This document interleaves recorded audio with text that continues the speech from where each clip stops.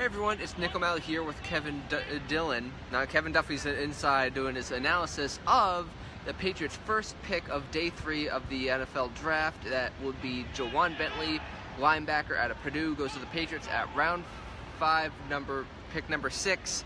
After the Patriots do a bunch of trading down, they finally make a pick. Kevin, what can we see from Ja'whaun Bentley? Yeah, Ja'whaun Bentley, linebacker. He's someone that was maybe a little bit off the board. He was projected as more of a 7th round priority free agent guy, but the Patriots end up taking him here in the 5th round, number 143 overall. Ja'whaun Bentley he's a thumper. You know, he's a guy that'll come up there and stop the run. He's strong. He's 6'2", 260. A really strong tackler.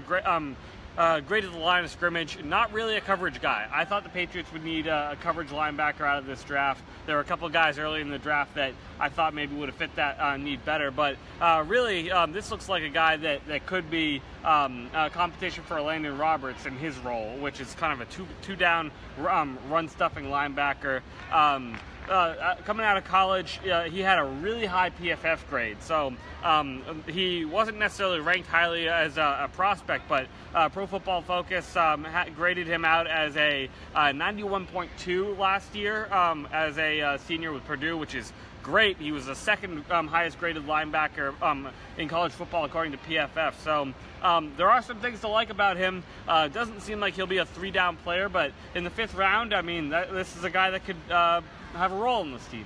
Yeah, I think a lot of people were hoping that they would drafted like a superstar guy like Rashaan Evans, one of these guys that can fly over the field, make all these plays, be great in coverage. Ja'whaun Bentley is more of a guy you kind of expect from the Patriots. They like their big, tough linebackers that can absolutely crush people. They tend to get beaten in the flat a decent amount by faster running backs. This is the thing that tends to happen with Patriots running backs.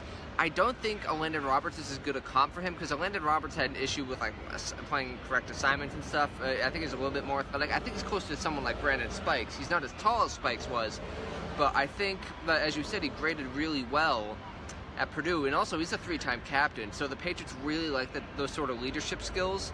So a guy that had strong influence on the locker room, and a guy that graded out really well in terms of playing his assignments is really the sort of guy the Patriots tend to pursue at linebacker. Doesn't grade out super well in coverage, but the Patriots tend to do well with those guys. You know, the Deontay Skinners of the world that you don't think this guy can play coverage, and then all right, he's holding his own.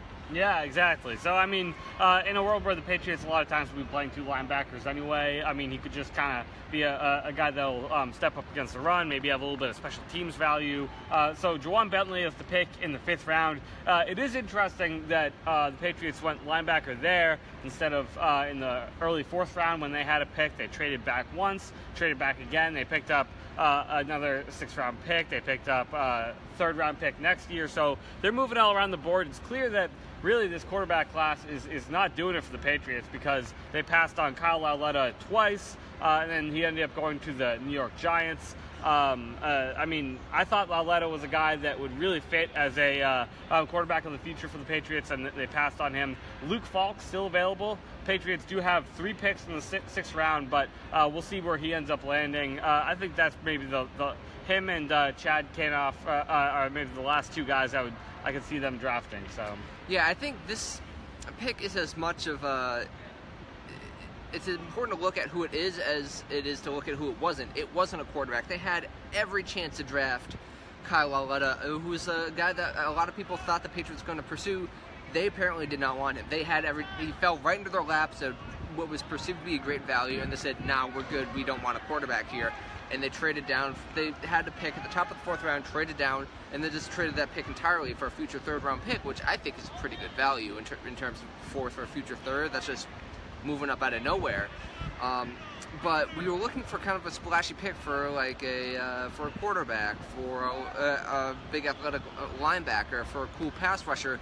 They got a early down player who's probably going to be the next fundamentally sound Belichick guy who plays assignments real well. Yeah, and I wonder what this says about how they feel about some of the guys they already have on their team.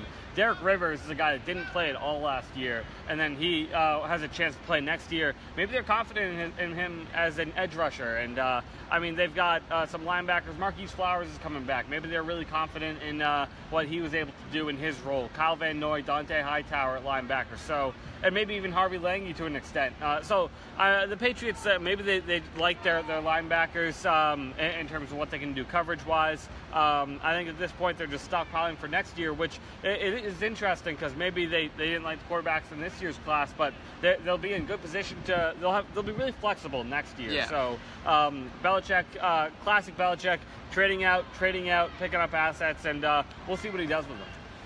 Yeah, I think at this point in the draft, you're really gambling. Like, if you look at an edge rusher, you're basically saying, is this guy, his value now as high as Dietrich Wise heading into year 2, or Derek Rivers heading into year 2, Harvey Lange heading into year 2, or Marquise Flowers with a full year to fully acclimate to the system. And guys, this late in the draft, it's hard to make the argument that, like, if you draft a defensive end, he's going to play over these guys. So at this point in the draft, you're really looking for a high-risk, high-reward players, or a guy that can fit a specific role. And Ja'whaun Bentley isn't a very exciting pick, but he projects very well into a very specific role. And the Patriots were bad against the run last year, so it's not like they're not feeling a need here.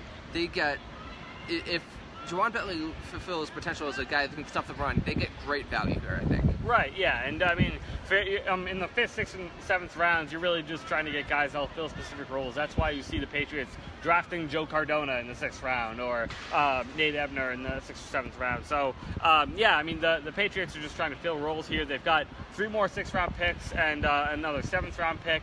They'll probably trade out of every single one of them. And then there'll be undrafted free agents, which is always a fun period where, like, right away, these guys are getting calls. They're setting things up as guys round. Are getting calls like in the 7th round. It's like, hey, if you don't get picked, we're gonna go after you. Exactly. So plenty more to do here for the Patriots in the draft.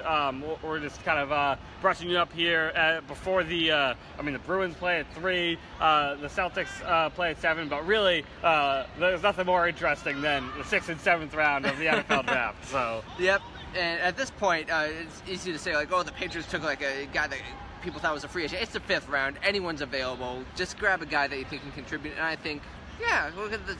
After looking at this guy briefly, like, you look at this guy and say, yeah, he can probably stuff the run. Yeah, exactly. So, I mean, you can't hate the pick right here. I mean, if you wanted a quarterback, you're probably not getting one this year. Yeah.